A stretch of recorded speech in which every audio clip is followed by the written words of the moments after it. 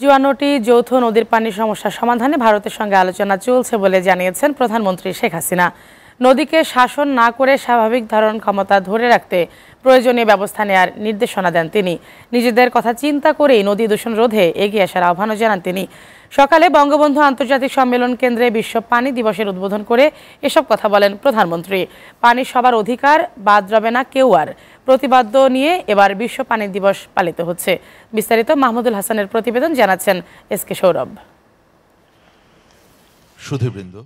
জীবন ধারণের গুরুত্বপূর্ণ উপাদান পানি, আর বিশুদ্ধ পানির আরেক নাম জীবন। কিন্তু বিশ্বায়নের যুগে জলবায়ু পরিবর্তনের কারণে নিরাপদ পানির সংকট দেখা দিয়েছে। পৃথিবীতে ৭১ ভাগ পানি থাকলেও সুপেয় পানির পরিমাণ মাত্র ১ ভাগ। জাতিসংঘের মতে বর্তমানে ২.১ বিলিয়ন মানুষ নিরাপদ সুপেয় পানি থেকে বঞ্চিত। বর্তমানে ৮৭ ভাগ মানুষ নিরাপদ পানির আওতায় এসেছে, তবে শহরাঞ্চলে শতকরা ৯৮ ভাগ মানুষ এই সুবিধা পাচ্ছে।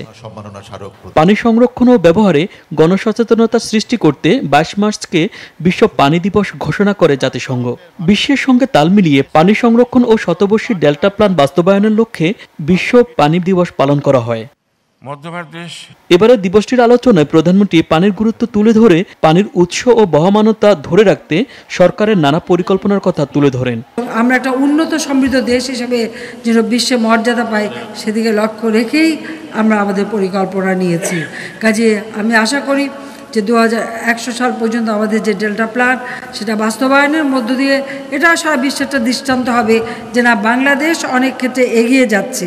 সার্বিক উন্নয়নের কথা চিন্তা করে প্রতিবেশীদের সঙ্গে পানির সমস্যা সমাধানে আলোচনা চলছে বলেও জানান তিনি। সার্বিক উন্নয়নের কথা চিন্তা করে প্রতিবেশী দেশের সাথে আমরা একটা যৌথ ঘোষণা দিই, যার মাধ্যমে আমরা মনে করি আমাদের দেশের সার্বিক উন্নয়নেরও একটা সুযোগ সৃষ্টি হবে।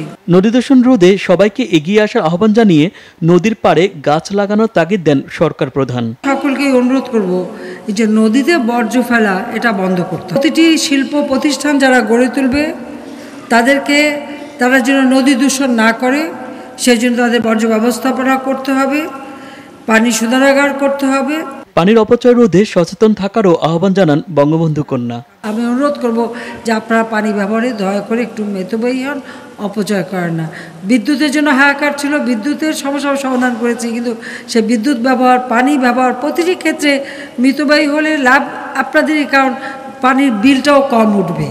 সম্মিলিত পানি ব্যবস্থার মধ্যে সুপেয় পানি নিশ্চিত করা সম্ভব হবে বলেও জানান প্রধানমন্ত্রী শেখ হাসিনা। 2041 সালে। SK Sourav, STV, Dhaka.